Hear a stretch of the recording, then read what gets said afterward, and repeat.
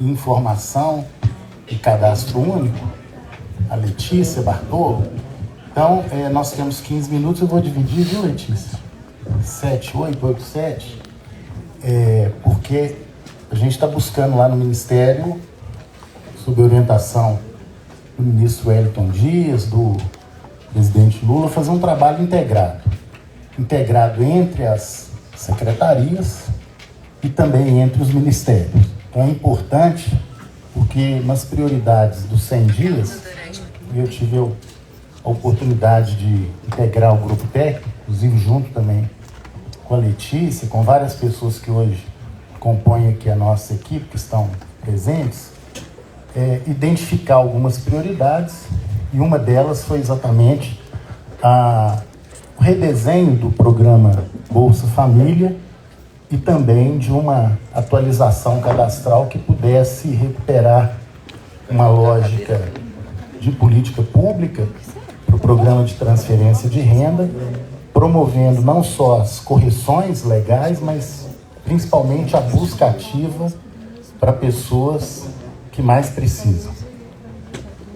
Nesse sentido, eu queria aqui, rapidamente, eu já estive na segunda-feira, eu vi que algumas pessoas acompanharam a mesa de segunda-feira à tarde, acho que a maioria não, mas eu sou de Minas Gerais, sou de Belo Horizonte, sou assistente social, sociólogo, tive a oportunidade de ser gestor em Belo Horizonte, da assistência, depois fui gestor do Estado. Nessa condição, presidi o FONSEAS, o Fórum de Secretários de Estado, 2015, 2016, e por vários mandatos fui parlamentar em Minas Gerais e nessa condição coordenador da Frente Parlamentar em Defesa do SUAS.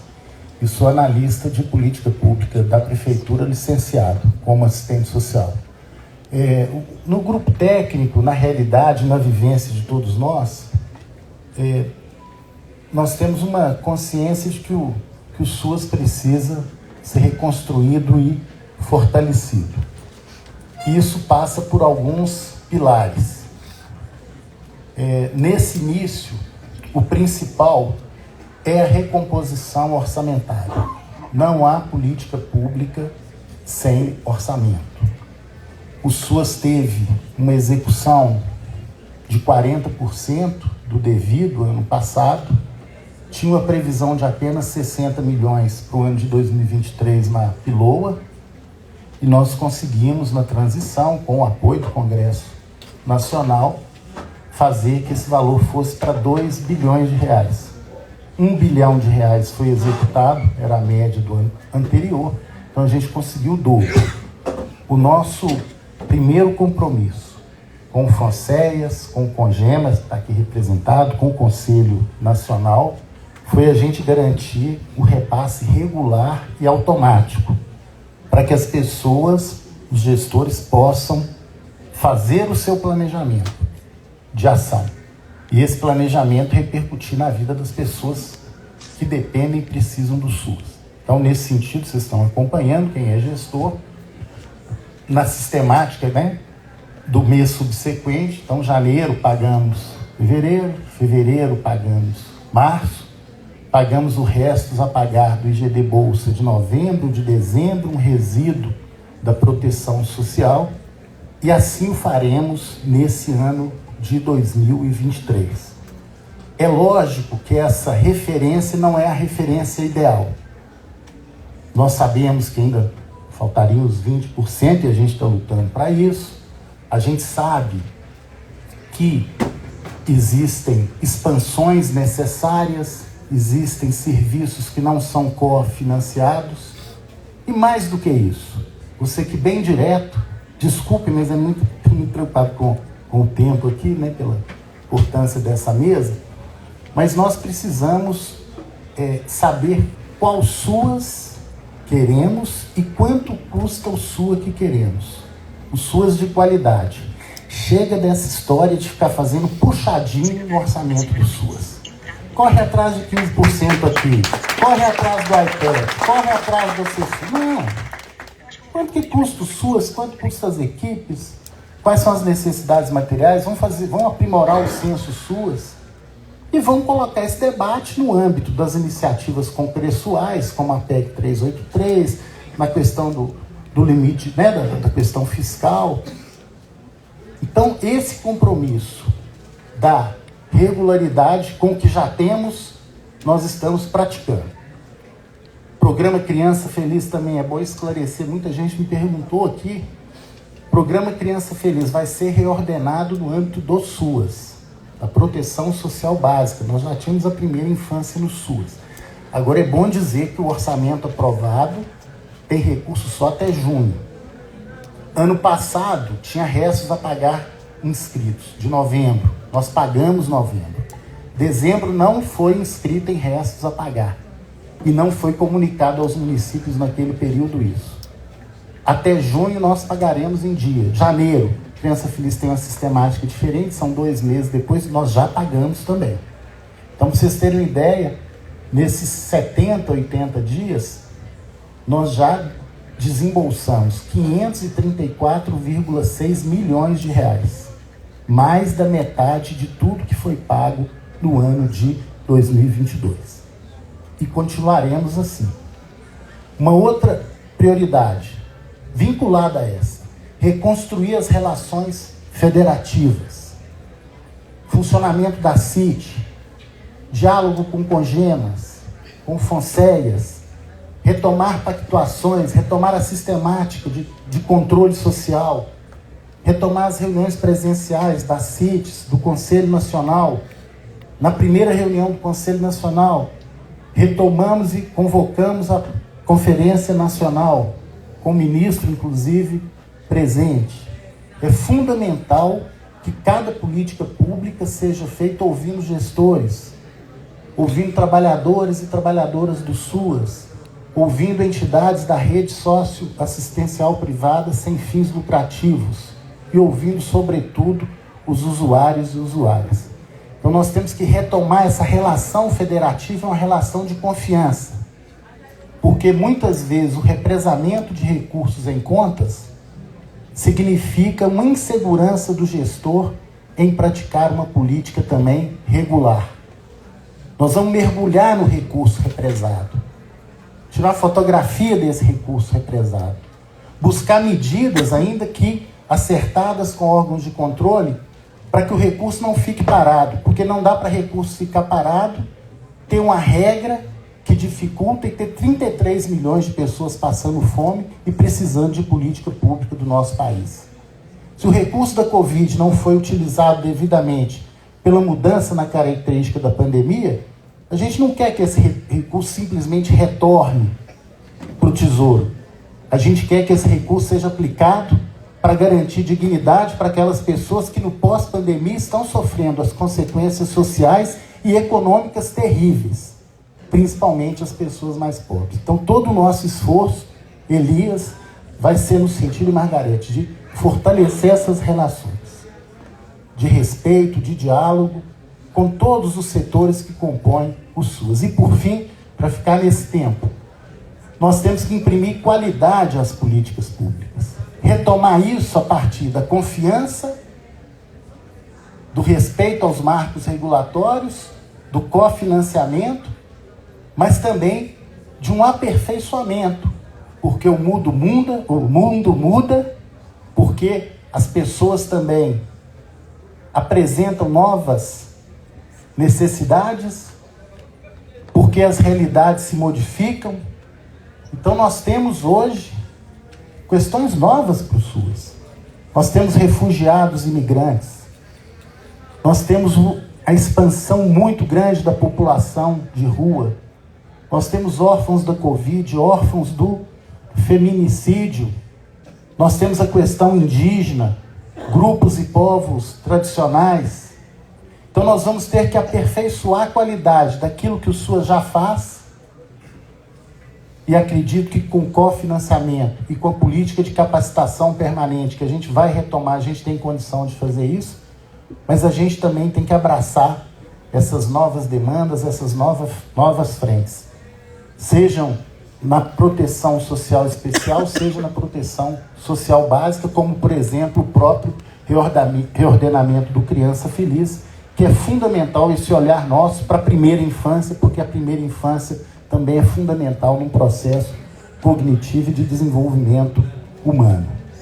E a gente vai fazer isso de forma democrática, integrado com o sistema de justiça, integrado com o controle social, integrado com as universidades, mas principalmente integrado com quem está lá na ponta, porque é na ponta que as coisas acontecem. E sempre de maneira integrada com as políticas de transferência de renda, e foi muito importante nesse início a gente já começar fazendo a pactuação para o fortalecimento da atualização cadastral, do redesenho do Bolsa Família, e integrado com as demais políticas de segurança alimentar, de cuidado, de inclusão econômica, porque os desafios são muitos. O trabalho infantil aumentou, a gente tem que cuidar disso, né? O trabalho precário, o trabalho escravo, a gente sabe que são frentes fundamentais. As medidas socioeducativas em meio aberto, é muito trabalho, mas sabe o que eu estou sentindo? Sinceramente, aqui nesse encontro, nos estados que eu tenho ido, o SUAS resistiu. E se ele resistiu, agora ele vai avançar. Muito obrigado, passar aqui para a Letícia.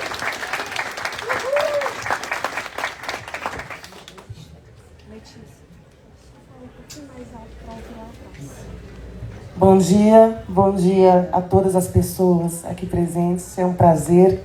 Acho que depois, André, da tua fala, nem é preciso falar, o SUAS resistiu, e se ele resistiu, ele vai avançar.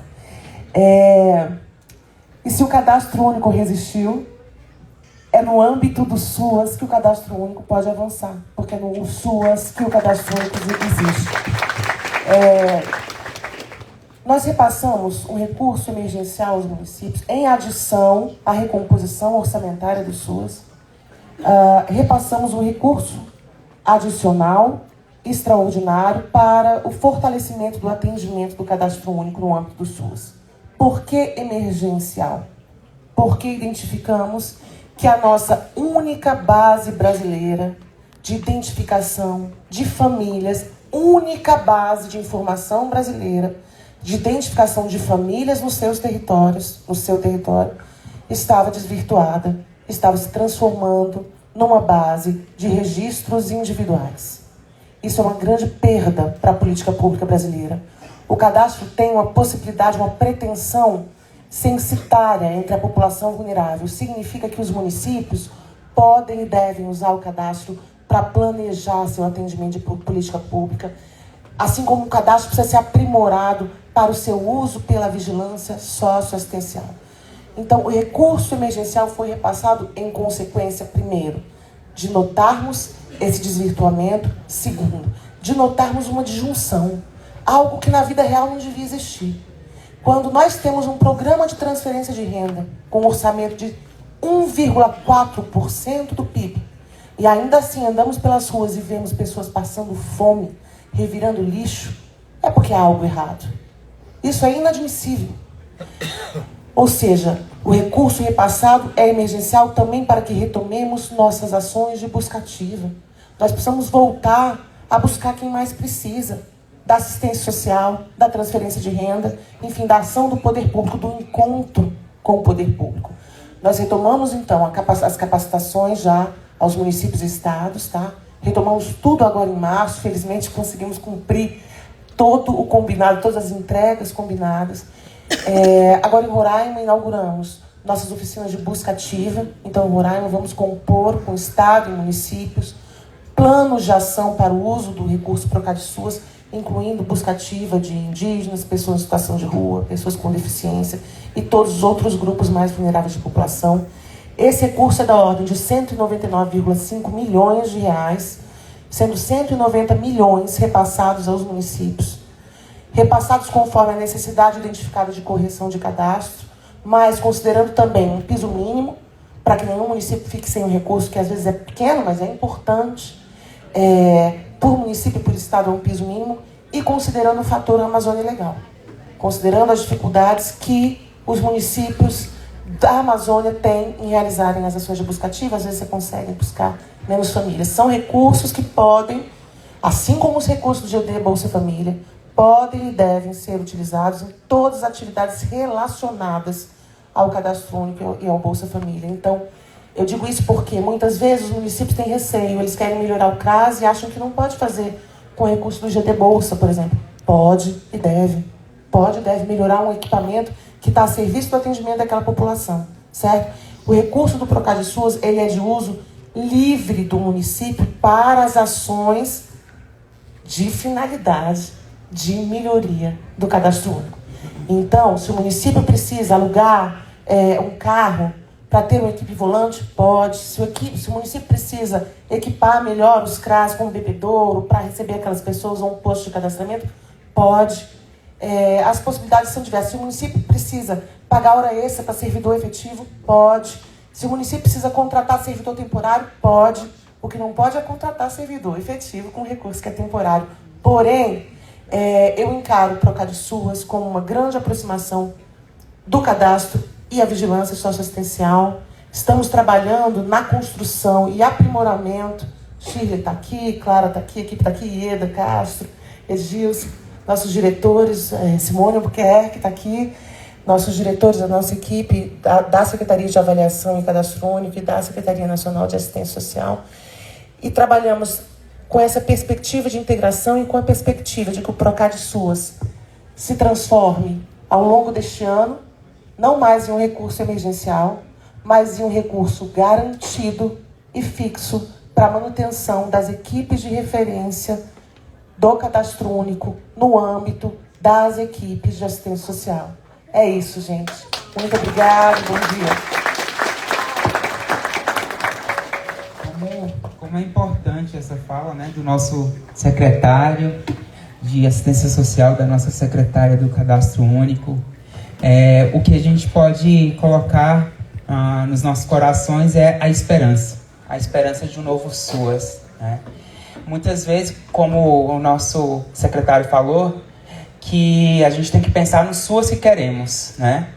E muitas vezes a gente só pensa nos problemas que a gente tem ali na ponta, no município. Mas muito além dos problemas que a gente tem ali, a gente tem que pensar qual a solução para esses problemas. E não ficar sentados e parados. Então, pensar realmente no SUAS que queremos e como vamos fazer para que esse SUAS aconteça. Agora eu passo a palavra para o presidente do COGEMAS, o Elias, para que continue falando um pouquinho sobre o nosso pacto federativo, ou as mudanças que são necessárias. Elias. Bom dia a todas, a todos, a todes. Felicidade estar nessa segunda mesa aqui com Letícia, com Afonso, Margarete, querida companheira de anos de luta, André, Arimateia, prefeito Cláudio. E que felicidade poder discutir o SUAS muito diferente do que a gente vinha discutindo nos últimos 6 anos. Quem é secretário de assistência social aqui? Levanta a mão. Vocês sabem do que eu estou falando. Vocês se lembram das filas dos nossos CRAS ano passado? Quem é prefeito aqui? E quantas vezes os jornais locais dizendo que a gente não tinha capacidade de atender, os CRAS cheios, a gente não tinha informações para dar para a comunidade, a gente não sabia o que estava acontecendo, o bloqueio começava a acontecer no dia 19, mas a gente recebia a lista de bloqueados no dia 30. Estou exagerando, gente? Não. Era assim. Esse tempo a gente precisa dizer que acabou. Mas a gente também precisa lembrar muito bem dele para não permitir que ele ocorra novamente na nossa história. O SUAS, o Sistema Único de Assistência Social, a política de assistência social, é um direito de cidadania. Acho fundamental. Deixa eu pedir desculpa aqui, gente, me identificar, porque tem uma pessoa aqui que a gente precisa fazer uma descrição especial. Bom dia a todas e todos, sou Elias, sou o secretário de Assistência Social do município de Foz do Iguaçu e estou presidente do Colegiado Nacional de Gestores Municipais da Assistência Social. Obrigado. Então, é um momento, é a segunda vez nesta marcha que a gente se reúne para discutir, para pensar e para falar o SUAS. O tema que está em discussão aqui era a responsabilidade dos entes federados no processo de construção, de reafirmação, né, da política de assistência social e do Sistema Único de Assistência Social. Então, tem alguns temas que são delicados e sensíveis que nós não podemos deixar de tocar. Primeiro, nós somos um país diverso regionalmente, diverso culturalmente, composto na sua grande maioria por pequenos municípios de pequeno porte 1, pequeno porte 2, com um conjunto de dificuldades que exigem de nós pensar essa realidade na forma que ela se apresenta em âmbito local. Quando a Letícia fala do recurso do PROCAD, das possibilidades do PROCAD, eu penso muito diferente daqueles que dizem que com o PROCAD a gente vai fazer uma busca de pessoas para cortar do cadastro. Não, muito pelo contrário. Pela primeira vez, Letícia, eu vou poder abrir um CRAS no sábado, no domingo, uma equipe que vai ficar no CRAS, uma equipe que vai fazer busca ativa ao volante, e vou poder dizer para esse trabalhador que eu vou pagar hora extra para ele. A gente não tinha essa possibilidade antes. E isso é importante. Então, olhar do ponto de vista da dignidade do trabalhador também é importante. Não dá para ter um olhar limitado no momento em que a gente precisa reconstruir essa política e reafirmar o sistema. Inclusive para garantir a presença daqueles que têm direito a acessar a renda, mas não só a renda, os serviços complementares. Aquilo que a gente oferta nos CRAS, quando necessário oferta nos CREAS, quando necessário fazemos o diálogo com a rede de educação e de saúde para garantir esse atendimento mais amplo. Quando a gente pensa na responsabilidade dos entes, uma coisa que é muito clara para mim é que a gente precisa ampliar a atenção no campo democrático, dialógico, com os estados.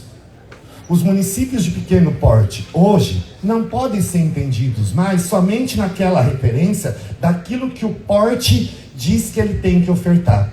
Nós estamos falando hoje de municípios de pequeno porte que têm demandas tão complexas como municípios de grande porte. Portanto, são as demandas que têm que orientar a necessidade, o planejamento e o cofinanciamento para aqueles municípios. Mas, por exemplo, nós fazemos pouco diálogo com os estados. Pouquíssimos estados, por exemplo, implantaram aquilo que está escrito no SUAS, que é o processo de regionalização, Simone. E aí, quando os municípios precisam de uma vaga de acolhimento, os municípios de pequeno porte, precisam de um atendimento de maior complexidade, esse serviço não existe. E está lá. A responsabilidade de regionalização é do Estado.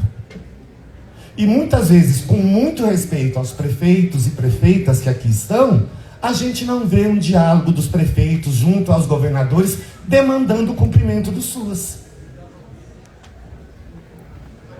Demandando aquilo, não estamos falando de cor, aquilo que está na legislação. A outra coisa, por exemplo, os benefícios eventuais, a responsabilidade de cofinanciamento é de quem? Estados e municípios. Quantos estados aqui cofinanciam benefícios eventuais aos municípios? Pouquíssimos. Pouquíssimos.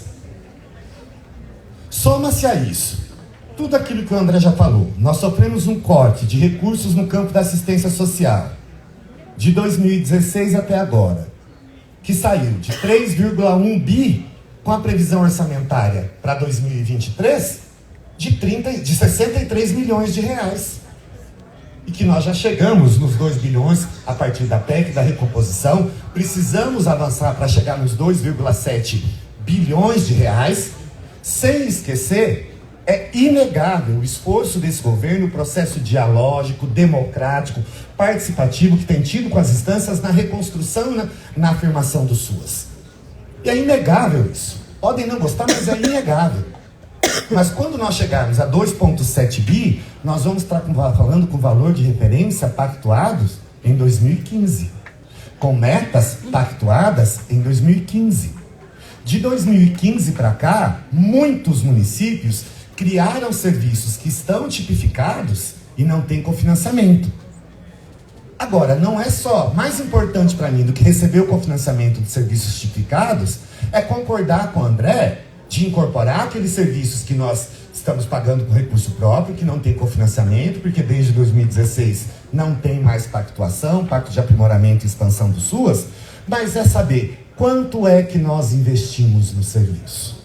Nós vamos discutir a ampliação dos serviços com base com a referência de 2015, Quanto é que nós investimos, cada município, secretário, quanto é que nós sentamos lá com os nossos prefeitos e investimos nos serviços da assistência social? Nós precisamos saber disso. E aí, companheiras e companheiros secretários, secretárias, essa tarefa é nossa.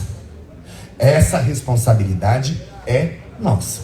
Quando a gente sentar para dialogar num grande grupo de trabalho, que a gente sabe que vai acontecer com o governo federal, o parâmetro que o governo federal tem que ter para olhar, pensar em investimento, expansão, novo pacto de aprimoramento, é aquilo que nós vamos trazer como referência daquilo que é nos nossos municípios. Vou dar o exemplo clássico que eu tenho dado há algum tempo do meu município. Nós recebemos, por exemplo, do Serviço de Acolhimento de Crianças e Adolescentes, né, com o poder familiar destituído temporariamente ou já definitivamente, R$500 per capita por criança, por meta, certo? Do governo federal. Recebemos do governo estadual 250. Quem executa na minha cidade esse serviço é uma organização da sociedade civil. Eu repasso 4.000 per capita por mês para ela. Hoje a gente está tendo possibilidade de discutir isso. A gente nem tinha há pouco tempo atrás. Então pensar, né, esses níveis de responsabilidade. Nós vamos precisar pensar, junto com o governo federal e junto com os estados, um reordenamento da proteção social básica, por exemplo. Quando o André fala, olha, nós vamos pensar o Criança Feliz na lógica da primeira infância do SUAS, para mim é muito claro que a primeira ação já foi feita. E do ponto de vista da ciência, quando eu olho lá para o Bolsa Família, que eu vejo lá que famílias com crianças de 0 a 6 vão ter um adicional de R$150, é porque lá está pensada a função da primeira infância no SUAS. Que outros serviços nós vamos ter dentro da proteção social básica? Como nós vamos fazer a articulação com a educação, com a saúde, com as outras áreas, com o trabalho? Porque essas responsabilidades são compartilhadas. E nós precisamos dialogar com essas áreas. Agora, nós também temos que pensar que nessa diversidade do Estado brasileiro, muito diferente da estrutura, às vezes de grandes municípios, de capitais, do próprio governo federal, em muitos municípios, grande parte dessas respostas do trabalho, da qualificação para o mundo do trabalho, da renda, é dada pela assistência social. Se concentra lá a violência contra a mulher. E esse diálogo precisa ser aprimorado. Não dá para virar para um município de 3, 4 mil habitantes e dizer cria 12 secretarias para poder distribuir bem as responsabilidades de cada um. Mas ele tem que ter condições de onde está alocado, executar esses serviços com responsabilidade. O desafio é muito grande, e ele é grande para todas e para todos nós. Né? Vamos repensar o PAIF? Alguns diziam, não, temos que repensar e reorganizar. Mas como? Os CRAS, por exemplo, e eu gosto de dar esse exemplo muito prático, os CRAS, eles sempre foram pensados na lógica da oferta, da cobertura protetiva no território, do acompanhamento, da prevenção do território, da gente olhar para aquele lugar e construir as prevenções. Aí quando a gente olha, como é que a gente faz isso e olha para a agenda técnica dos nossos trabalhadores, e 80% dessa agenda é comprometida com atendimento individual. Agora, isso é culpa nossa. Nós. Como é que nós vamos, com que campo de responsabilidade?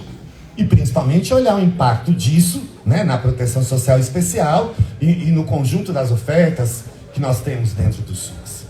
Então, repensar a assistência social, penso também, tenho dito há muito tempo, os estados precisam incorporar o SUAS, os estados precisam fazer o SUAS acontecer. Ainda que criem programas, o que não dá é para os estados criarem programas paralelos, que muitas vezes concorrem com o SUAS, as nossas equipes de trabalho ficam lá com 3, 4 sistemas para preencher, para produzir resultados, e nenhum consegue fazer o enfrentamento e ter impacto na vida das pessoas ao ponto de alterá-las.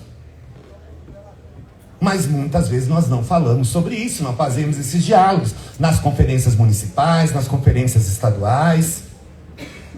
E isso é fundamental para responder uma das perguntas que o André fez aqui. Qual é o SUAS que nós queremos? Qual é o tamanho dele? Qual é o alcance dele? Com que coberturas? Com que garantias?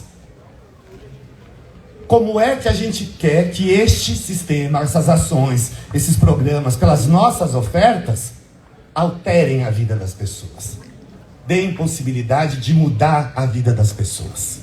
Que é disso que nós estamos falando.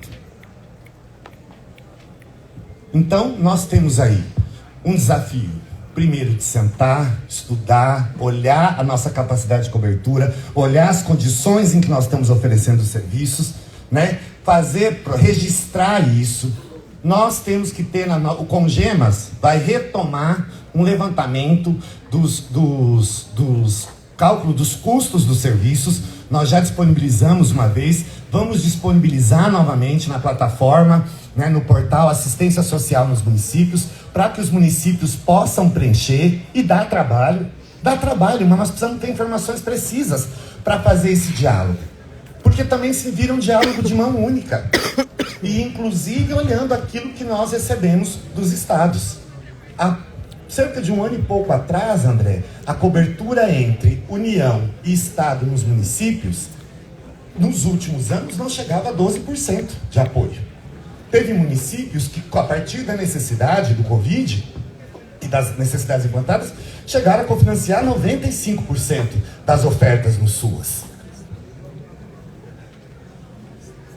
Então nós precisamos saber fazer esse desenho, ter esse mapa na mão para poder estabelecer um diálogo com estados, com a União, né? Um diálogo propositivo, né? E que consiga demonstrar as nossas necessidades. Acho que isso é extremamente importante. E esse é o desafio para nós todos. E quando a gente fala de direito de cidadania, da proteção social como um direito de cidadania, e lembramos, nós estamos falando de um sistema de proteção, de uma concepção de proteção social mais ampla, inclusive para além da Seguridade Social, em que a assistência social tem um campo de responsabilidades que exige diálogo com outras áreas, né? Mas que quando a gente fala proteção social, a gente está falando sobretudo de justiça social. É disso que a gente está falando. E eu tenho dito já há muito tempo. A gente não pode cair na redoma da caridade para fazer, para atender, para ofertar aqueles que a gente deve justiça. E para essa população, nós devemos justiça. Por um conjunto de desigualdades produzidos pelas contradições desse mesmo Estado.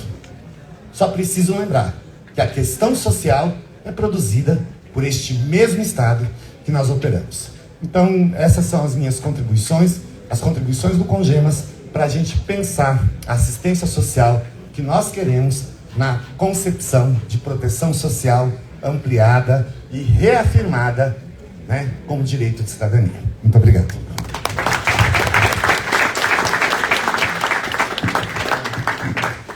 Então, agradecer as palavras do Elias, né? Como faz a gente refletir e pensar também nos nossos desafios, no desafio que vocês como secretários, que a gente como participantes do SUAS temos que enfrentar e temos que melhorar a nossa gestão municipal. Eu passo agora para o Arimateia, que é técnico da Apresse. Ele vai continuar essa fala de reconstrução do SUAS e desafios. Bom dia, Paulo. Bom dia. Bom dia, gente, a todos, todas e todes. Meu nome é Arimateia Oliveira, vou fazer minha autodescrição. Estou de terno azul marinho, blusa azul clara, uma gravata vermelha, tenho um rosto arredondado por ser gordinho, tenho um cabelo liso, ondulado, tenho barba e meus olhos são castanhos escuros. Simone. Eita, já se torna aí atraente. Eita, já tem uma fã. Meu nome é Arimateia Oliveira, né, sou analista em gestão pública com foco na política da assistência social da Associação dos Municípios do Estado do Ceará, a Apresse. Estou aqui representando as entidades municipalistas, então a minha fala é uma fala muito municipalista, de quem sente na pele, de quem sente na dor, de como os municípios operacionalizam suas dificuldades. Fico feliz em fazer parte, né, dessa mesa, uma mesa que é riquíssima, e dos demais que estão aqui ao nosso lado, né, que são os nossos diretores da SNAS, da própria Secretaria Nacional do Cadastro Único, e em nome tanto da Letícia quanto do André, o salto da mesa, e do prefeito Cláudio, que é quem representa e operacionaliza em prática os municípios e fazem a gestão do Sistema Único da Assistência Social, né? Acho que o Elias trouxe elementos essenciais para a nossa fala, mas eu acho que nos últimos anos o Elias resumiu muito bem esses últimos 6 anos em uma frase que em outros eventos ele disse: que quem não gosta do SUAS, bom sujeito não é, né? E é um sistema, esse nosso sistema é um sistema que garante direitos, que garante mais ainda proteção social para a nossa população. E a gente precisa conversar novamente do Pacto Federativo. Que pacto federativo é esse? E se nós precisamos, e que nós precisamos, na verdade, remodular esse pacto, né? Porque o peso e a carga continua sendo nos municípios. Esse peso é um peso árduo, no sentido de que nós operacionalizamos mais de 80% dos recursos de cofinanciamento na gestão, seja da proteção social básica, seja da proteção social especial, seja da própria gestão do Sistema Único, na perspectiva de qualificar e dar dignidade e atender às demandas que estão sobrecarregadas dentro dos nossos municípios.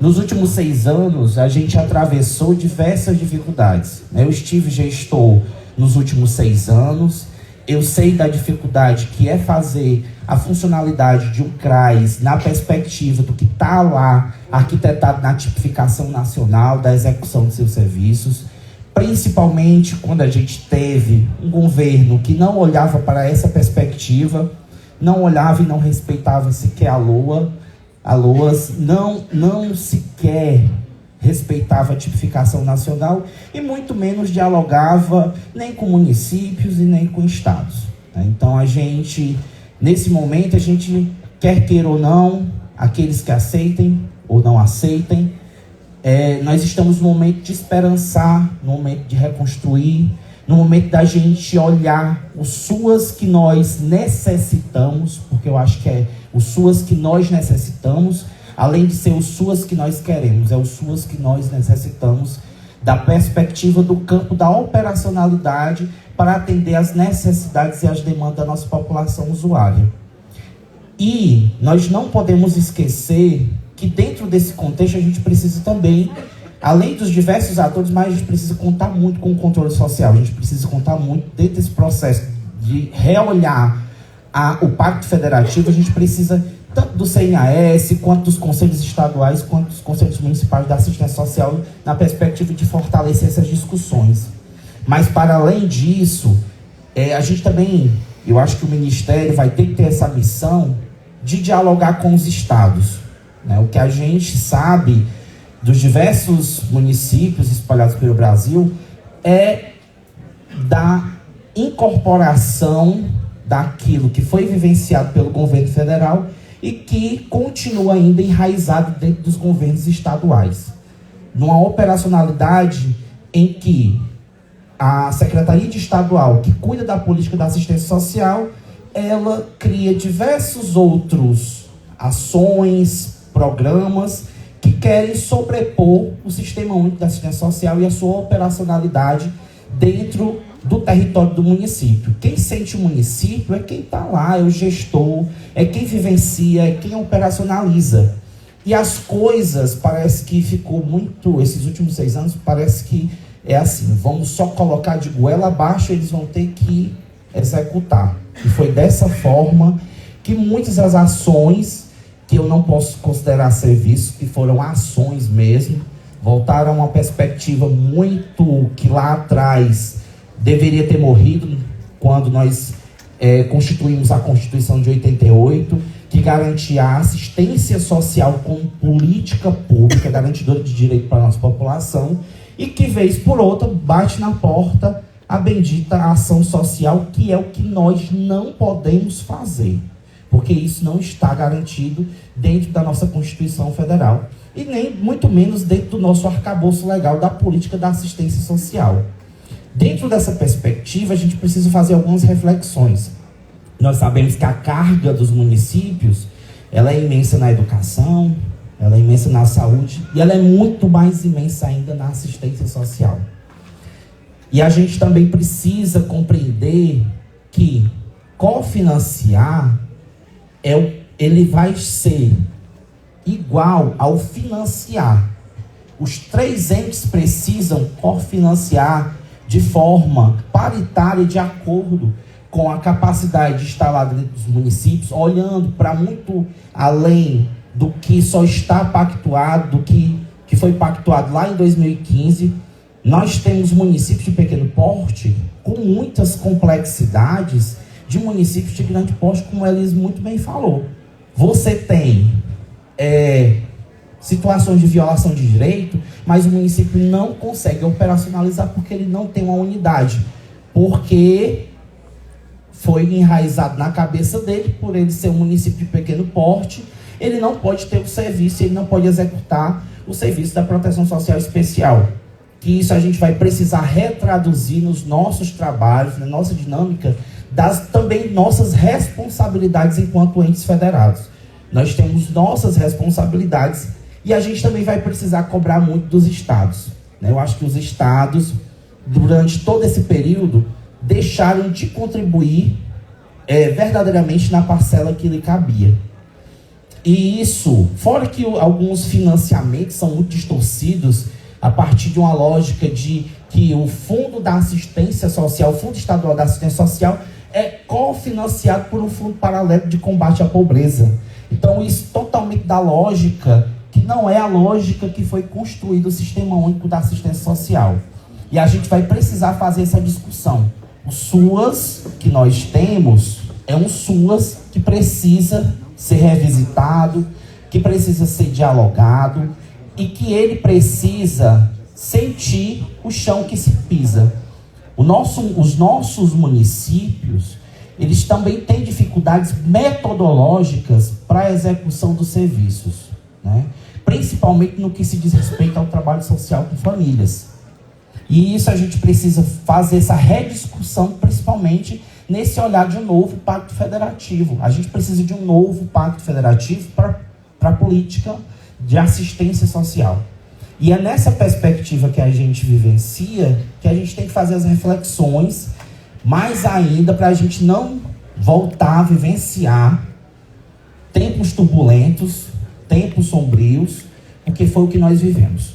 Se nós não tivéssemos, não estou fazendo nenhuma política partidária, mas se o governo anterior tivesse continuado, nós não teríamos mais SUAS. Isso é um fato.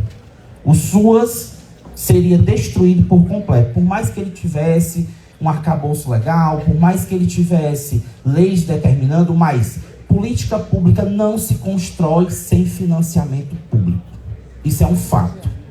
E a gente precisa relembrar isso sempre, todos os dias da nossa vida. E eu sempre, em todos os lugares que eu digo, eu acho que nós temos uma outra missão: traduzir os SUAS.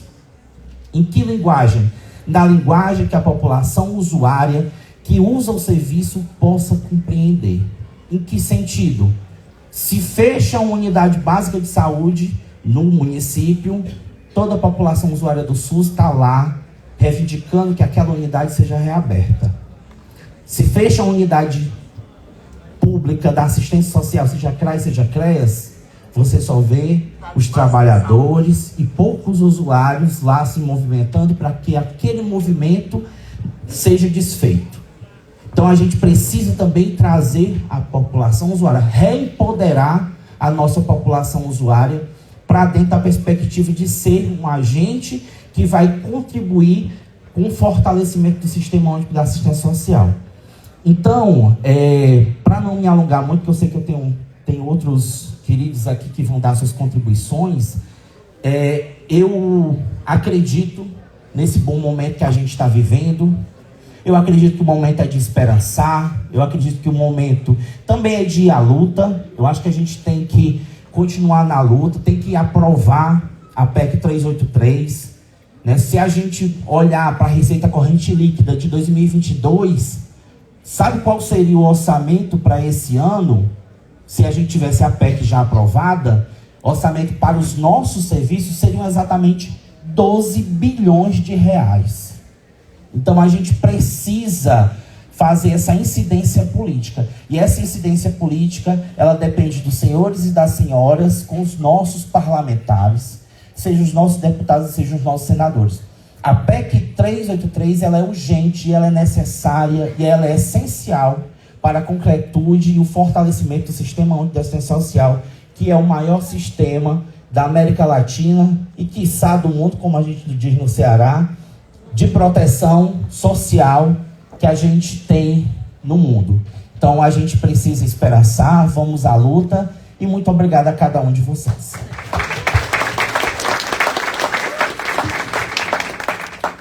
Ari, muito obrigado pelas suas contribuições. Sua fala é essencial para as suas, né, para a gente que está aqui participando. E um ponto que você tocou que, assim, é bastante interessante é que dos nossos conselhos, né? Não devemos pensar no Conselho Municipal como agentes fiscalizadores, mas sim como apoiadores da nossa política pública. O Conselho, ele tem a missão de transmitir à nossa gestão as necessidades da nossa população. Então, eles estão ali representando os nossos usuários, a nossa população. Então, precisamos capacitar e precisamos que eles nos ajudem a cada gestor, a cada município, para que seja realmente reconstruído os SUAS e para que seja realmente aprimorado o nosso pacto federativo. Então, que possamos refletir sobre a importância dos conselhos municipais, dos conselhos estaduais, do Conselho Nacional. E pensando nisso, já passo a palavra para a nossa presidente do Conselho Nacional, Margarete, que ela possa dar suas contribuições sobre esse tempo de reconstrução nos SUAS. Bom dia a todos e a todas. Eu vou fazer minha autodescrição aqui bem rápido. Sou uma mulher de pele clara, estou usando óculos, meu cabelo escovado, pintado, estou de blusa preta e um colar preto com prata. Então, assim, em nome do Conselho Nacional de Assistência Social, a gente quer aqui agradecer o convite de estar aqui, é muito importante. Hoje eu estou no Conselho Nacional na representação do segmento dos trabalhadores. A gente tem dito, né, enquanto segmento, que inclusive é a primeira vez que o CNAS tem a presidência de um trabalhador do chão do SUAS, não aqueles que falam por nós, mas aquele que está lá no chão. E é muito importante para nós, porque a gente entra nesses 6 meses de mandato na perspectiva de entender que a nossa luta não é por segmento, que a nossa luta é pelo controle social, é pela política de assistência social. Então ali a pauta de um tem sido a pauta do outro, porque o verdadeiro compromisso nosso não é defender o nosso próprio umbigo, mas é defender toda a sociedade civil, também fazer esse diálogo com a gestão e defender a política pública. Quero aqui cumprimentar de forma muito carinhosa a mesa que aqui compõe, companheiros de luta, de guerra, resistentes aí nos tempos de resistência do SUAS, cumprimentar todos e todas que estão aqui nesse momento. Uma breve reflexão que a gente vai trazer aqui enquanto conselho. A fala que vocês pediram para a gente é o SUAS em tempo de reconstrução. É muito importante a gente estar aqui nesse momento onde tem prefeitos, vice-prefeitos, secretários de assistência social, a gente entender de fato, né, o que é um SUAS. Porque, pelo que a gente percebe e a gente vivencia, o SUAS, a política de assistência social, apesar de ter um marco regulatório, né, ainda, pelas práticas vivenciadas, ainda não tem entendimento de todos nesse imenso Brasil. Eu digo isso porque, infelizmente, na prática, alguns municípios, infelizmente, em vez de implementar o SUAS enquanto política pública dentro do seu marco regulatório, ainda pratica a caridade, a benevolência, né? O puro assistencialismo, achando que é assistência social. Então eu quero dizer a vocês que nós rompemos com esse paradigma. Assistência social, o SUAS, não veio para fazer caridade e filantropia. Muito pelo contrário, veio para colocar a assistência social no patamar de política pública afiançador de direitos da população em situação de vulnerabilidade social. Uma política pública que está no tripé da Seguridade Social e que é garantida pela Constituição Federal. Então, é um equívoco, senhores prefeitos, inclusive quando se coloca na pasta da assistência social as primeiras damas. Nada contra o primeiro-damismo, mas o SUAS tem que ser profissionalizado.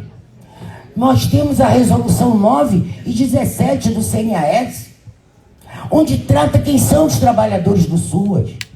Porque as primeiras damas, elas não vão para a Secretaria de Saúde, para a Secretaria de Educação, vão para assistência social, mas na perspectiva do olhar, não enquanto uma política pública, mas vai com o olhar de fazer o gueto eleitoral, né? Infelizmente, nós precisamos romper com essa prática e olhar o SUAS, assistência social, como olhamos as demais políticas públicas. Então, o SUAS está na Constituição. Nós não estamos inventando roda, né? E ela está lá na Constituição e ela tem um marco regulatório. Em 93 foi aprovada a LOAS, a Lei Orgânica da Assistência Social. Não é uma... Quando eu digo que ela tem um marco regulatório, que é numa perspectiva de que não é fazendo caridade, né? Aquela coisa da moça caridosa ou o fundamentalismo religioso que nós vamos consolidar o SUAS que nós queremos. Então, em 2004, a Política Nacional da Assistência Social, nós temos a NOB. Nós temos a NOB que dá a direção dessa grande política, que é uma política fundamental. Nós temos depois a NOB do RH, a NOB de 2005, que diz quem são os trabalhadores do SUAS. Trabalhador do SUAS, aliás, temos prefeituras que abrem concurso pagando salário mínimo para os trabalhadores. E como trabalhadora, a gente está revoltado, porque você está lá nos equipamentos para garantir direitos, e teus direitos estão sendo aviltados. Né? Como é que eu vou garantir direito do outro se você está me pagando salário mínimo para operar uma política, né, onde você está lidando com pessoas em situação de extrema pobreza?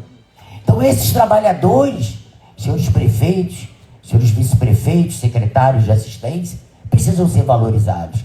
E a valorização começa com dignidade na sua força de trabalho, no seu salário. Então, todas essas legislações que vão garantir o SUAS, né? O SUAS tem as redes, as unidades públicas, CRAS, CREAS, Centro POP, que realizam o atendimento às pessoas ou grupo de crianças. Agora, os nossos CRAS, CREAS, Centro POP, precisam também garantir qualidade. Ontem a gente conversava, né, André, na reunião com o ministro, e bastante interessante a proposta que ele traz, da gente rever, inclusive, esses equipamentos físicos. A gente visita alguns CRAs, é melhor nem ter CRAs, porque alguns CRAs não são referência, né, para ninguém, e nem dá a condição de dignidade do nosso usuário entrar e do trabalhador estar ali em situações insalubres, né? Então nós também temos que pensar na qualidade dos nossos equipamentos públicos. É uma preocupação que o ministro está trazendo, que vai apresentar provavelmente em breve. O atendimento é feito por profissionais como assistentes sociais, psicólogos, educadores, advogados, pedagogos, entre outros. Quer dizer, muitas pessoas também entram aquela confusão, acham que o SUAS, assistência social, é só do assistente social. Eu sou assistente social de formação, mas a assistente social, ela é profissão, serviço, eu sou um profissional, né? Então, a assistência social, ela é política pública. Ela é operada por vários outros profissionais. Nós somos profissionais de referência, assistentes sociais e psicólogos. Mas a equipe precisa dos demais trabalhadores do SUAS para compor, né, e para implementar essa grande política. Então, a consolidação do SUAS depende dos trabalhadores valorizados, a profissionalização da assistência social. É importante, não adianta a gente querer falar que vamos profissionalizar o SUAS se nós não temos profissionais, né, valorizados. Visando a legitimidade das normativas, a legitimidade da normativa política de assistência social no Estado democrático de direito, a retomada da construção do SUAS, coincide com a convocação conjunta. Algumas pessoas reclamaram, eu não gostei do tema, né? O tema não saiu da cabeça iluminada dos 36 conselheiros nacionais. Não saiu da nossa cabeça. Nós fizemos consulta aos municípios do que pensavam sobre essa conferência, né? E foi a partir da devolutiva dos municípios e dos estados é que nós chegamos à conclusão de que o SUAS precisa ser reconstruído. A reconstrução do SUAS é no momento que nós vivemos, de 6 anos para cá, desde que o Brasil sofre um golpe, que alguns não gostam de assumir, mas foi um golpe em 2016. Para cá, nós temos vivido o quê? O verdadeiro desmantelamento no campo das políticas públicas, né? E com total desfinanciamento das políticas sociais. E sem financiamento, quando a mesa aqui já disse, você não faz política pública, né? E nós estamos no momento de ascensão do campo, da evolução do SUAS, e aí a gente sofre golpe, ela começa a cair, e depois a gente sabe o que deu até hoje. Então, o tema reconstrução do SUAS, ele é fundamental para quê? Que SUAS que nós temos hoje e que SUAS que nós queremos, né? Isso é importante para que vocês, prefeitos aqui presentes, secretários municipais, coloquem nas conferências municipais que estão aí à beira para acontecer e a gente poder se encontrar aqui em dezembro para a grande conferência nacional.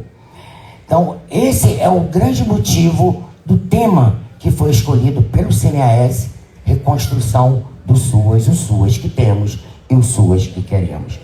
Nós tiramos 5 eixos para a conferência que vocês vão precisar discutir nas conferências municipais e depois na conferência estadual. O eixo de financiamento é importante porque muitos municípios também só conseguem operar política com dinheiro de repasse do governo federal. O SUAS é uma corresponsabilidade entre os 3 entes federados.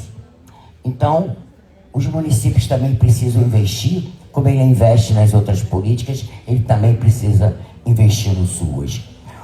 O controle social é um eixo fundamental, porque nós precisamos discutir o controle social. O companheiro falou aqui da importância dos conselhos municipais, estaduais e do nacional. Nós, enquanto conselho, nós somos os guardiões dessa política. Nós estamos ali para fiscalizar, nós estamos ali para cobrar. Infelizmente, a gente ainda vê controle social com as secretarias executivas no braço que só votam aquilo que o prefeito pede, né? Então, nós temos que entender que a importância do controle social para a efetivação dessa política e um controle social que não só tem a representação, mas ele também tem a representatividade. Que ele não tenha só proporcionalidade, mas ele também tem a paridade entre a sociedade civil e o governo. O eixo 3 é a articulação entre os segmentos. É importante que durante a conferência vocês comecem a fazer trabalhos para que os segmentos da sociedade civil, as entidades tenham o seu diálogo, os trabalhadores e os usuários, principalmente fortalecendo a efetiva participação dos usuários, porque eles são os protagonistas dessa política. E o eixo 4, serviços, programas e projetos, e o eixo 5, benefício e transferência de renda. De que forma que nós vamos fazer esse debate dentro das conferências, como é que vocês estão operando esses benefícios, esses programas. Então, o processo conferencial, de 2003 é central nesse momento de reconstrução do SUAS. Essa chamada da conferência extraordinária, como disse aqui o nosso querido secretário nacional André Quintão, nós estamos vivendo em 6 anos difíceis, né? A última conferência pós-golpe, nós sabemos que aconteceu, depois a conferência, a outra, foi convocada pelo Conselho Nacional, mas foi desconvocada pelo ministro, por um parecer da Conjur, e aí nós, então, enquanto sociedade civil e todos aqueles que acreditam no SUAS e existem pelo SUAS, fizemos a conferência, a conhecida Conferência Democrática, né? E agora, pela primeira vez, nós estamos aí com uma conferência em curso, estamos no processo conferencial, uma conferência que foi convocada não só pelo CNAS, mas foi convocada também em conjunto com o Ministério de Desenvolvimento Social e Combate à Fome, o que demonstra, né, novos tempos, o que demonstra o compromisso que se tem com essa grande política.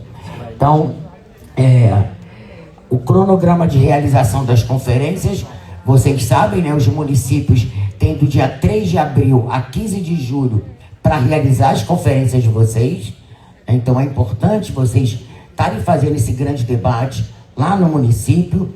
As conferências estaduais têm do dia 16 de agosto a 16 de outubro para realizar as conferências estaduais. Então vocês, a eleger os delegados de vocês da municipal para a estadual, a nossa conferência nacional, a previsão de 1.800 delegados, 900 governamentais e 900 para a sociedade civil. Lembrando a vocês a importância de lá na eleição dos delegados ter a preocupação, né, de eleger os nossos usuários.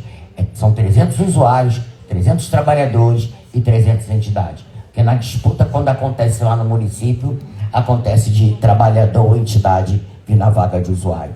A vaga tem que ser do usuário, nada deles sem eles, né? E a nossa conferência nacional aqui será dia 5 a 8 de dezembro, aqui em Brasília, que nós já estamos nas tratativas. Então, meu tempo tá fechando? Tô correndo aqui. Claro que eu tô correndo aqui. Então é importante, nós também já disponibilizamos para vocês os informes, os municípios, né? Vocês estão com o informe 1, o informe 1 da acessibilidade. Garantir a acessibilidade para os participantes da conferência é muito importante. O informe 2 saiu, vocês já estão com o informe 2, que é em relação à participação dos usuários, a importância do protagonismo. Vocês estão com o informe 3, que define efetivamente o número de delegados que vocês têm em cada...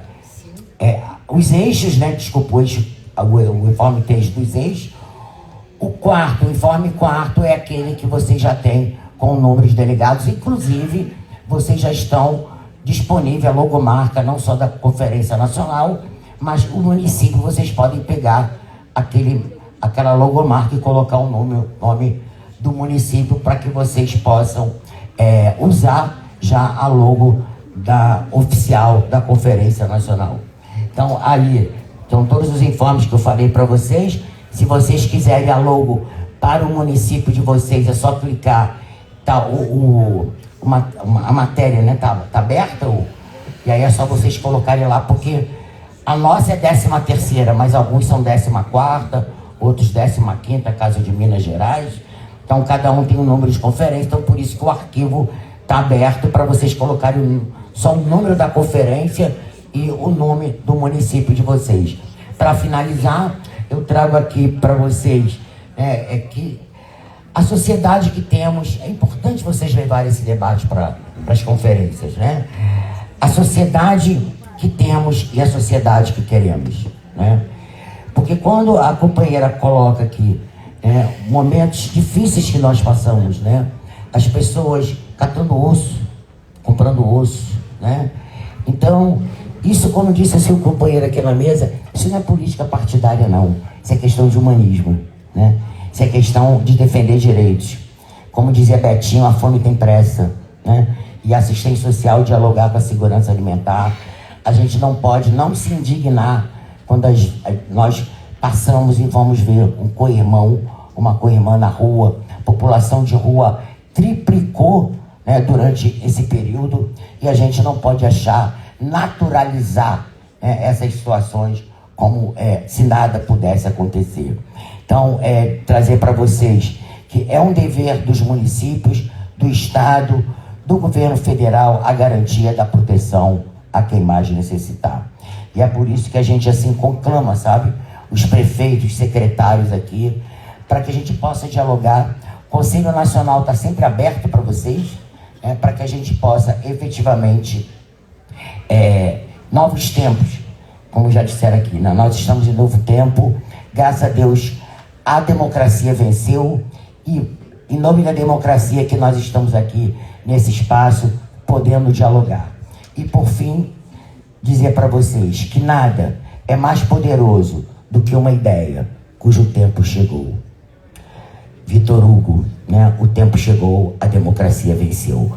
Vivam suas, rumo à 13ª Conferência Nacional. Muito obrigado.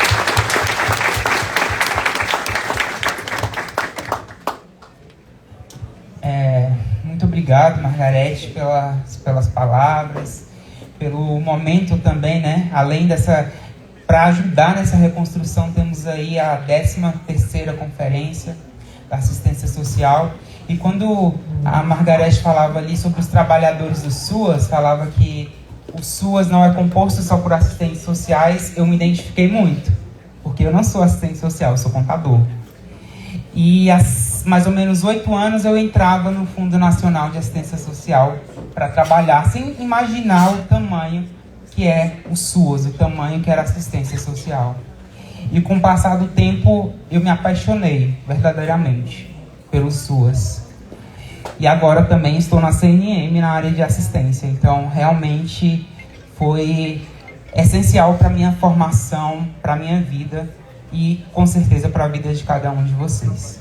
Eu vou passar a palavra agora para o nosso prefeito, Cláudio Júnior, para que ele possa contribuir, né? Como se fazer esse novo pacto federativo de forma eficaz, da melhor forma em que todos os entes federados tenham sua responsabilidade de forma igualitária. Bom dia, Paulo. Estou à sua esquerda.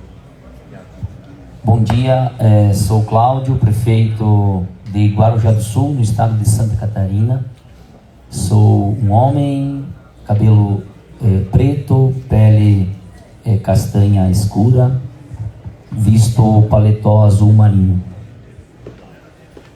Uma alegria estarmos na marcha dos prefeitos a Brasília, prefeitos e prefeitas, e aqui lisonjeado pelo convite em representar os 5.568 municípios brasileiros, prefeitos e prefeitas brasileiros e brasileiras, e saudar calorosamente a nossa mesa, nosso secretário André, em seu nome a todos os demais aqui.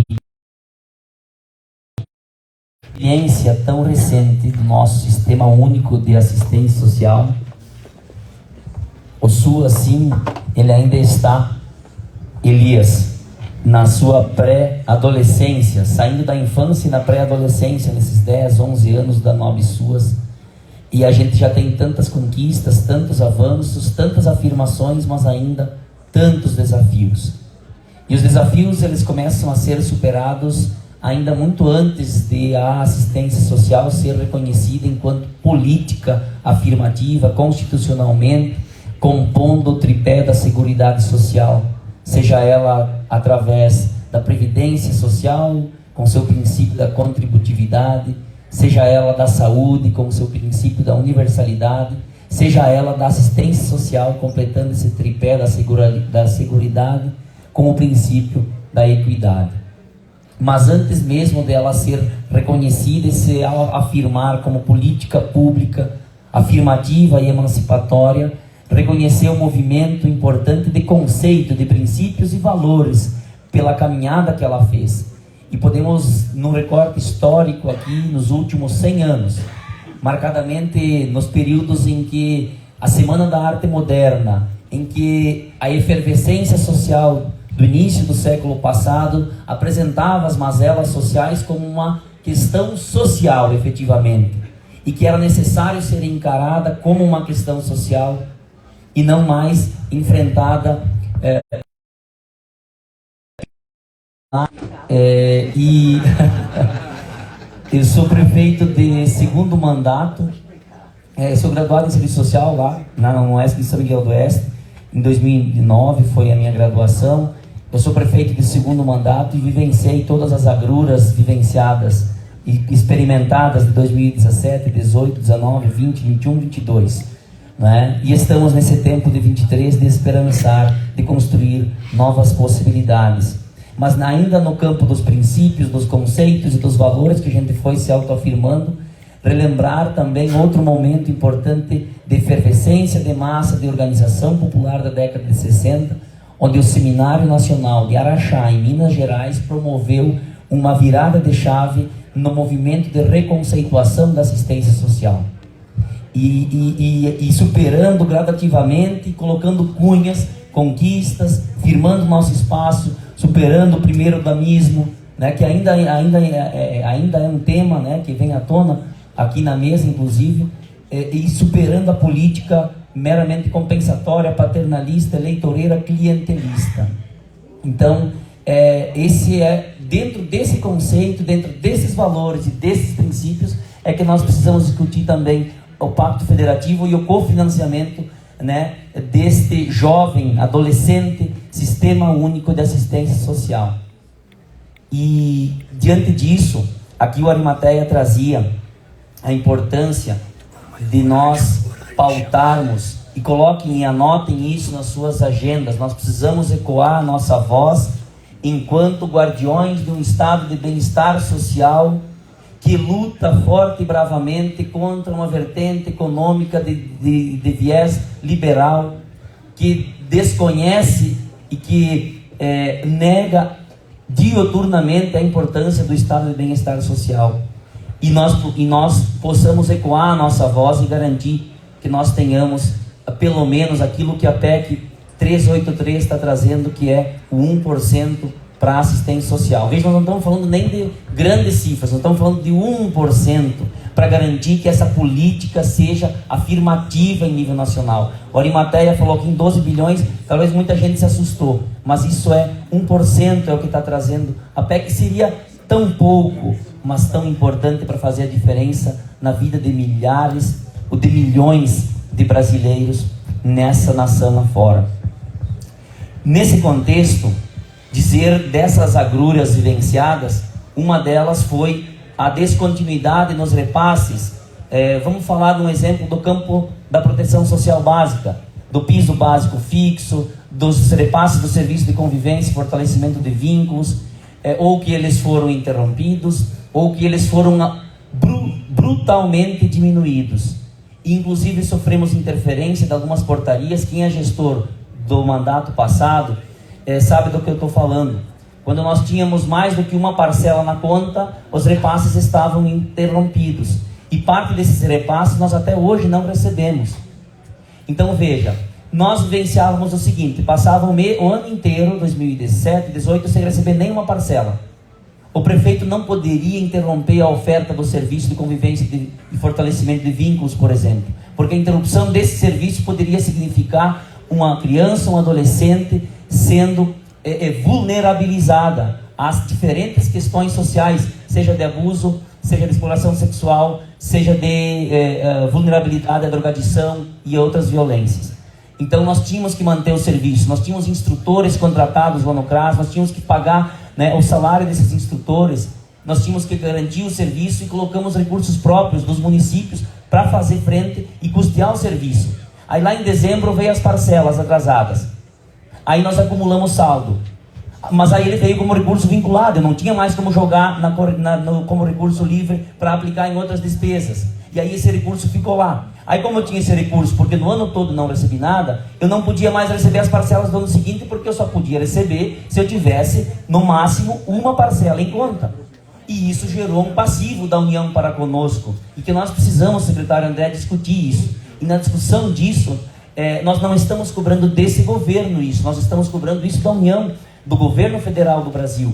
E os municípios precisam ter isso recomposto. E na medida que a gente vai discutir essa recomposição, uma questão muito pontual e objetiva, que essa recomposição pudesse ser dada com liberdade de aplicação desse recurso, que ele não viesse engessado ou vinculado. Porque nós estamos vivenciando que naquele momento retiramos o recurso livre, que poderia garantir a ampliação do CRAS, mas acabamos pagando o salário dos nossos instrutores para manter o serviço. Agora, esse recurso ele poderia vir para custeio, para os municípios que precisam dele para custeio, mas ele poderia vir também como possibilidade de investimento, para nós poder fazer a ampliação do CRAS, por exemplo, que é o meu caso, hoje, para nós atendermos as crianças que frequentam o nosso serviço, no nosso centro de referência, nós temos que servir o almoço em 2 etapas, porque todo esse público não cabe de uma vez só no refeitório do nosso CRAS. Então, era importante que esse recurso, secretário, quando ele vier, e eu tenho esperança que ele vai vir, que ele venha com possibilidade de livre aplicação, para que o município aplique de acordo com a necessidade do momento. Se for para custeio de pessoal, de contratação de instrutores, que seja, mas que ele possa ser também para investimento. E então precisa desengessar a forma da vinculação desse recurso. Eliminar a descontinuidade, e festejar, a retomada do programa Bolsa Família, que no ano passado sofreu aquele revés, ele foi extinto, veio o programa Auxílio Brasil, numa perspectiva de toque de caixa, às vésperas de uma eleição, com uma política claramente eleitoral, clientelista, que se nós prefeitos tivéssemos feito isso, nesses critérios, em períodos pré-eleitorais, nós estávamos todos já inelegíveis. E aí, retira a perspectiva da contribuição das famílias. Não exige mais que tenha que manter a carteirinha de vacinação em dia, não exige mais frequência escolar, não exigia mais a questão da pesagem lá no posto de saúde, ou seja, simplesmente clientelista, populista e eleitoreira. Então, essas vulnerabilidades que os programas sofrem, nós precisamos enfrentá-las e superá-las definitivamente. Então, acho que essa é uma questão importante de garantir, a continuidade, evitarmos, superarmos a descontinuidade e essas nuances. Tem perspectivas, tem ações que nós estamos fazendo lá nos nossos municípios, aqui já dita pelo nosso presidente do nosso Congemas, que estão tipificados, mas nós ainda não recebemos. Por exemplo, a visita domiciliar feita pelas equipes do CRAS. Era importante que nós pudéssemos também ter no cofinanciamento o recebimento desses valores.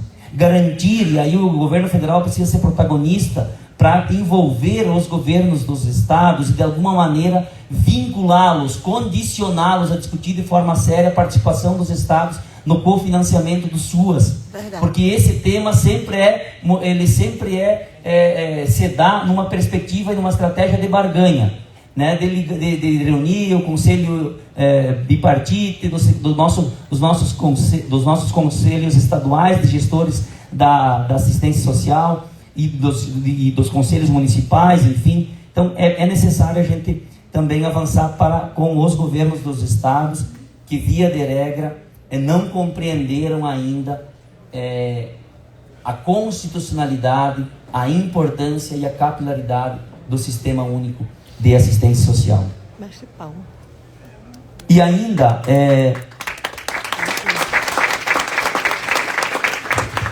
nós estamos lá sofrendo também, assumindo demandas que não são nossas, na média e na alta complexidade. Quantos de vocês que aqui estão, que são gestores, prefeitos ou vice-prefeitos, enfim, secretários, precisam atender a média e alta complexidade, mas não tem serviço regionalizado de média e alta complexidade. E mais uma vez essa conta recai para os municípios, nas nossas costas, com as nossas responsabilidades, com os nossos recursos, que já são tão escassos lá para a gente fazer a entrega final lá no município. A saúde pega a parte deles, a gente faz a vez também nesse. Exatamente, então tem toda essa demanda que acaba sendo concentrada. Então, reforçar estes aspectos. Eu pontuava no nosso congresso que a FECAN, a nossa Federação Catarinense dos Municípios, entidade municipalista, filiada também à CNM, fazia no segundo semestre. O Arimateia esteve lá conosco e eu propus, inclusive no plenário, que nós pudéssemos também fazer uma oficina técnica reunindo os assistentes sociais, coordenadores de despesas, gestores da pasta da assistência social, com os contadores dos municípios, para que haja essa conectividade, para que a gente consiga entender lá onde é que estão os recursos, que às vezes até estão parados ali, mas onde é que é possível ser aplicado. Então, que a CNM possa também instrumentalizar, fornecer esse tipo de situação, mediar junto com as federações, no nosso caso a FECAM, né, com as associações de município em nível regional, seja virtualmente, seja presencialmente. Eu lembro que o Arimatea se colocava à disposição, inclusive. Então, são esses aspectos, para não tomar mais o tempo, rapidamente trazer esses desafios. Embora avançamos conceitualmente nos princípios, nos valores, nos autoafirmamos, resistimos, sobrevivemos, cá estamos e avançaremos. E aqui eu queria emprestar, inclusive para finalizar a minha fala, o lema que a Conferência de Saúde a nível nacional está pipocando nas etapas municipais. Sexta passada tivemos no nosso município, né, fortalecer o SUS, fortalecer a democracia e a participação social. Amanhã será outro dia. Então eu quero encerrar minha fala dizendo assim: apesar de você, amanhã há de ser outro dia. Valeu!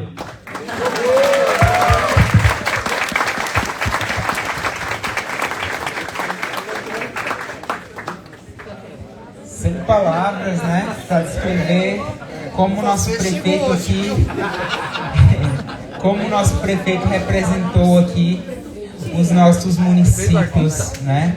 Representou a cada um dos nossos trabalhadores, das nossas angústias. Então, muito obrigado, prefeito, pela sua presença, por ter aceitado o nosso convite.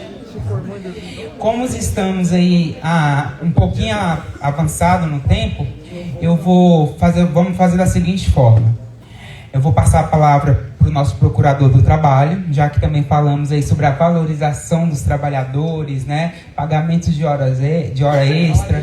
Então, eu vou deixar esse gancho para que ele comece a fala dele e logo depois eu faço as considerações finais. Não vamos conseguir dar tempo para as perguntas, mas vocês podem entrar em contato com a gente. Eu acredito que vocês têm os nossos contatos, estão os cartãozinhos, e-mail, telefone, e a gente repassa para os nossos integrantes da mesa. Só quero lembrar também que a nossa área técnica elaborou uma cartilha sobre prestação de contas e a importância do CMAS. Então, no material que vocês receberam tem um QR Code que podem acessar e vai dar lá o acesso para vocês entrarem e baixarem a nossa cartilha, certo? Procurador? Opa, bom dia a todos e todes. Meu nome é Afonso Rocha, sou membro do Ministério Público do Trabalho, homem branco, cabelos escuros, vestindo um terno azul marinho. É uma grande satisfação estar aqui em nome do Ministério Público do Trabalho.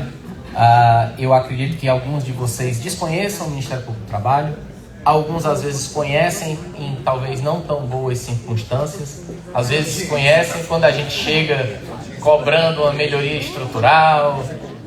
Então, eu queria hoje estar aqui para desconstruir, já que a gente está reconstruindo, permitam reconstruir um pouquinho a imagem do Ministério Público do Trabalho. Essa partículazinha aqui faz toda a diferença, do trabalho. Então, nós somos um Ministério Público, não tem atribuição criminal, nós somos um Ministério Público que, apesar de ser um órgão de controle, dentre os Ministérios Públicos brasileiros, ele é aquele mais focado em políticas públicas e atuação social. Nós temos a atribuição de garantir direitos difusos e sociais relativos aos trabalhadores. E aqui eu já pontuo o seguinte, eu conheço vocês, sou cearense, então saudações alencarinas aqui, a gente cearense se encontra em todo canto, mas eu já estou em vários locais do Brasil, sempre em âmbito do interior dos estados, ou seja, municipalidade. Atuo na área nacional que lida com a administração pública, então eu conheço um pouquinho das dificuldades de vocês. E eu já estou aqui para dizer o seguinte, que na visão do Ministério Público do Trabalho, a assistência social não é uma atuação municipal de segunda categoria. Não é. A gente vê diuturnamente a assistência social ser um tanto quanto esquecida, os depoimentos aqui deixam isso claro, até mesmo em níveis estruturais dos locais de atendimento, do CRAS, etc., fica um pouco esquecida. E aí, o que é que o Ministério Público nessa sua requalificação, nessa sua ideia de diálogo social, buscou abraçar a CNN. Existe uma pauta muito convergente. Foi pontuado aqui. Quando vocês têm asas, quando vocês têm espaço, o meu trabalho vai se tornar obsoleto. Por quê? Porque assistência social previne trabalho infantil. Assistência social previne o ciclo da escravização. Assistência social... Nós estamos num momento onde, infelizmente, nós temos trabalho infantil, nós temos trabalho escravo, nós temos trabalho infantil doméstico, nós temos trabalho doméstico escravo, nós temos trabalho infantil doméstico escravo, nós temos vilipêndio de diversas populações, nós temos população vulnerável sem acesso ao trabalho, nós temos jovens que deveriam estar num processo de aprendizagem esquecidos, nós temos PCD, pessoas com deficiência, que não têm acesso às cotas mínimas, coisas legais. Nós temos população vulnerável, egressos, pré-egressos do sistema prisional, que já pagaram sua dívida com a sociedade sem acesso ao trabalho. Então, e onde é que toda essa população vulnerável encontra como última linha de defesa da sua dignidade? São os senhores. E aí é que o trabalho entra também. O trabalho, eu brinco que é uma das portas para ultrapassar esse momento de negativa dos direitos mais básicos. Então, eu peço a todos que, primeiro, conheçam um pouco do Ministério Público do Trabalho. Nós temos pautas e projetos de reestruturação e de fiscalização de políticas públicas. E aí, um pulinho do gato. Nós podemos funcionar como uma instância de diálogo com os estados. Por quê? Porque muitas vezes, quando nós identificamos, por exemplo, uma dificuldade num CRAS, num serviço, ou quando fazemos nosso projeto nacional de MPT na escola, prevenção do trabalho infantil, a gente esbarra e encontra a dificuldade que a assistência social às vezes nos passa, nós chamamos aqui, no bojo do inquérito civil, vem cá Estado, vem cá municípios, municípios da região, como é que a gente aborda esse projeto conjunto? Em todos os estados do Brasil hoje existem projetos chamados promocionais, não temos um técnico, onde pautas de trabalho infantil, capacitação de rede para a prevenção da escravização, ou seja, de aliciamento para o trabalho escravo existem. Existem pautas específicas para egressos, e os egressos do sistema prisional hoje são a realidade que geram uma pressão no serviço de assistência social dos municípios. Por onde eu passo, o pessoal fala que isso tem sido uma preocupação constante agora também. E em todas essas pautas convergentes, nós dizemos, olha, nós precisamos conversar com os municípios. Temos um termo de cooperação firmado com a CNM, exatamente para, dentre as áreas de dificuldade, identificar esses pontos e saber como o Ministério Público do Trabalho pode ajudar.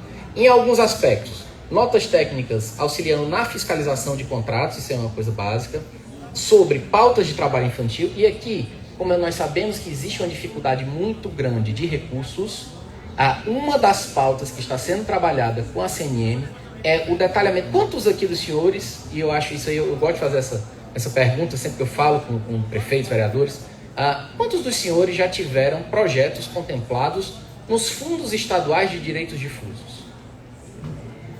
Acho que ninguém aqui, ninguém levantou a mão. Muitas vezes o pessoal pergunta, fundo de quê? Fundo é esse. Todo estado, a Lei de Ação Civil Pública prevê que as condenações, aquelas coisas, condenação ambiental, a violações de direitos humanos, direitos difusos, direito do consumidor, implicam condenações, dano moral coletivo, é uma expressãozinha técnica, mas são indenizações que empresas, violadores, etc., têm que pagar e vai para fundos. Hoje nós temos um fundo federal, e eu até exorto aqui o nosso secretário a vislumbrar essa hipótese, porque apesar de ser uma posição até às vezes que eu bato muito aquela tecla furada, olha, não existe maneira melhor de reparar difusamente a sociedade do que investir em assistência social, porque gera um aspecto para toda essa gama de trabalhadores que são os mais vulneráveis. E nós temos, por exemplo, o Fundo de Direitos Difusos, é um fundo federal. Nos últimos 5 anos, considerando esse fundo e outras dotações, eu acho que chegou em perto de 2 bilhões, então a gente está falando de volumes significativos, que historicamente esse fundo serve para quê? Nos últimos anos, ele era reiteradamente contingenciado, ou seja, era um fundo que é para reparar direitos difusos, e ele ficava contingenciado. Normalmente, quando a gente vai ver, pouquíssimos projetos municipais são apresentados a esses fundos de natureza federal e fundos de natureza estadual de direitos difusos. Outra coisa, alguns dos senhores aqui talvez já tenham recebido algum tipo de uma coisa chamada reversão. O próprio Ministério Público do Trabalho, muitas vezes quando obtém uma condenação judicial, reverte em bens, equipamentos, municípios, alguns aqui já disseram que já receberam. A gente às vezes manda um equipamento, equipamentos eletrônicos, ambulância, e é muito variável, porque depende do tipo de demanda que a gente identifica. Mas, no meu Rio Grande do Norte, onde eu atuo também, nós já construímos delegacias, reformamos CRAs, reformamos estruturas físicas, e às vezes o próprio Ministério Público é a solução para o problema que a gente identifica de deficiências estruturais, insalubridade dos equipamentos. Então, eu exorto vocês a conhecerem, por quê? Porque quando eu converso, eu digo, olha, quantos de vocês já apresentaram algum projetinho ao Ministério Público do Trabalho e ao Ministério Público Estadual também para projetos? Muitos poucos municípios dizem, eu não tenho nem perna. E aí é nesse ponto que a nossa parceria com a CNM também almeja dar um documental, material bem prático mesmo, para que os municípios possam apresentar projetos. Eu me coloco à disposição para fazer as pontes. Rosângela é a nossa contraparte aqui. Sem ela eu queria agradecer demais. Sem ela a nossa cooperação não teria saído e não estaria fluindo tão bem. E nesse ponto eu chamo a atenção. Procurem se informar. Vocês, municípios, entrem numa discussão com o Estado. Como é que está o nosso fundo aqui estadual de direitos difusos? Ele está mandando recursos para onde? O FDD. Entes públicos podem apresentar projetos ao FDD? Podem. Quando você vai olhar o FDD, muitas coisas tem de patrimônio histórico-cultural, reequiparação, etc. Mas outras linhas de projetos que também repercutem em direitos difusos, muitas vezes são esquecidas. Então, a nossa ideia com a CNM é, por exemplo, fundos de infância. O Ministério Público tem histórico de reverter parte dessas condenações para fundos de infância também. Fundos até municipais de saúde, quando a gente fala em saúde, assistência à saúde do trabalhador, também existem reversões. Então, o Ministério Público, eu queria deixar essa mensagem aqui para vocês. O trabalho de vocês, eu queria agradecer o trabalho de vocês da assistência social, porque vocês às vezes perdem a noção do efeito que vocês têm macro. Vocês perdem a noção de que vocês são uma linha importante de defesa contra o trabalho infantil, contra o trabalho escravo, contra o aliciamento, contra exploração sexual infantil, uma das piores formas de trabalho infantil. A gente tem isso e, infelizmente, por falta de política pública, muitas vezes de assistência, a gente tem comprovado um ciclo de reescravidão e de reexploração. Ou seja, você tem resgate de trabalhadores e ali, dali a pouco, alguns meses, na próxima safra, etc., os mesmos trabalhadores são identificados. Por quê? Porque muitas vezes falta uma política pública chegar nessa população vulnerável. Então, eu não preciso dizer aqui, eu acho que vocês já notaram que eu sou um entusiasta do que vocês fazem. Os SUAS que eu quero é onde eu me torne obsoleto nessas pautas, porque vocês tendo esse espaço para fazer a diferença como vocês fazem, no potencial que vocês têm, eu vejo que trabalho infantil seria uma coisa esporádica, trabalho escravo seria uma coisa do passado, mas a gente realmente precisa dessa política pública. Então, a mensagem que fica aqui, procurem se informar sobre a cooperação entre o MPT e a CNM. A Rosângela eu acredito que é o contato básico de vocês, eu fico à disposição através dela também para fazer qualquer ponte necessária. O MPT não deve ser visto apenas como um órgão de controle e de fiscalização, e se isso chegar a acontecer, conversem com a gente e tragam a dificuldade exatamente da coparticipação, porque nós temos essa aptidão para chamar em mesa. Eu não sei se todos aqui são familiarizados, por exemplo, em saúde, a discussão das PPIs, pactuação integrada, os repasses trocados. Muitas vezes a gente esbarrava em dificuldades e a gente chamava todos os municípios, vem cá, vamos aqui, vem cá, Estado, cadê sua responsabilidade de regionalizar? Não é só jogar para os municípios e dizer virem um consórcio, não é só isso. Então, todas essas potencialidades nós podemos discutir e aí se torna um interlocutor qualificado. E vocês vão ter a oportunidade de dizer, olha, eu estou indo além da minha atribuição legal e aqui eu preciso de alguém para comigo cobrar essa coparticipação. Tudo isso é possível dentro dessas discussões com o Ministério Público do Trabalho? Com certeza é. Quando nós identificamos situações de estruturas de meio ambiente do trabalho um pouco mais degradadas, e na assistência social, infelizmente, a gente encontra essas estruturas degradadas, nós podemos ser uma fonte de cobrança tanto da coparticipação como também, às vezes, até para, se houver, às vezes, algum ruído no diálogo da assistência social com a própria gestão municipal, a gente pode chamar e ser um afiançador da importância essencial que a assistência social tem para toda essa gama. Por exemplo, identificação das cotas de pessoas com deficiência. A nível municipal, às vezes esse trabalho fica um pouco deficitário e nós estamos perdendo que munícipes tenham acesso ao trabalho. A aprendizagem, programas de aprendizagem, que dá acesso ao jovem, e tudo isso são pautas convergentes, zero interesse, e eu brinco aqui que o município de pequeno e médio porte não tem o luxo de ter uma pasta trabalho e geração de renda específica. Fica com vocês. Então, digam aqui, trabalho, a noção geral de trabalho fica com vocês, de dar empregabilidade, de dar um espaço. Então, esse diálogo entre o MPT e a assistência social tem que ser muito estreito mesmo. Então, a mensagem que eu deixo, conheçam o termo de cooperação, de dever de casa agora. Eu acho que cada real conta para a gente fazer a diferença pelo tempo que a gente está. Porque não vou usar o tempo que a gente perdeu, mas eu vou usar o termo tempo em que a potencialidade do serviço de vocês ficou reprimida. Então, fundos de direitos difusos. As federalzentes municipalistas aqui iniciaram um diálogo com o Estado. Como é que o meu fundo estadual de direitos difusos, eu estou tendo acesso? Eu estou tendo um apoio das secretarias estaduais, que seja, para apresentar projetos necessários para que a reversão social fique onde o dano foi feito. E o dano que a gente procura reprimir enquanto Ministério Público, ele ocorre no município concreto, naquelas populações concretas. Então, reparar socialmente implica focar esses recursos também nos municípios. Então, esses direitos difusos federais, que às vezes ficam numa esfera afastada, às vezes falta o quê? Falta realmente perna, falta apoio técnico para apresentar um projeto, para receber esses recursos, e isso tanto a nível federal e a nível estadual. Então, e conhecer o Ministério Público para reversões diretas. Troquem informações. Eu acredito que muitos dos municípios aqui já receberam alguma destinação do Ministério Público do Trabalho, e vocês devem ter visto como era simples, como foi rápido, direto. Não se trata de recurso orçamentário, mas de destinação judicialmente vinculada por uma reparação social. Então, ela tem uma série de facilidades e que o ônus de fiscalização não é nem do município. O ônus de fiscalização é do próprio judiciário, muitas vezes, e do Ministério Público do Trabalho, quando ele faz essa reversão. Então, até isso, às vezes, o pessoal, foi fácil assim? Realmente, é para ser fácil assim. Então, fica essa mensagem, fica aqui o testemunho de alguém que já bateu muita perna, já andou por município no norte, nordeste, sudeste, que inspeciona desde de lixão para ver trabalho infantil, carvoaria, presídio para ver o trabalhador, para ver essa população vulnerável. Então, eu tenho uma profunda admiração pelo trabalho da assistência social. É uma profunda... o trabalho de vocês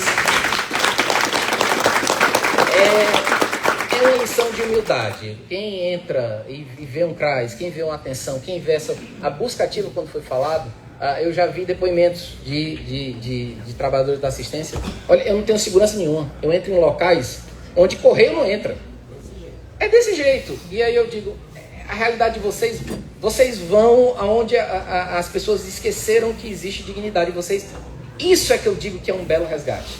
Então, vocês tenham orgulho do trabalho de vocês, saibam que o trabalho de vocês é admirado, e conheçam a gente. E perdoe, Rosângela, mas eu acho que eles, se Deus quiser, eles vão lhe perturbar muito para a gente poder fazer um bom trabalho. Obrigado, pessoal.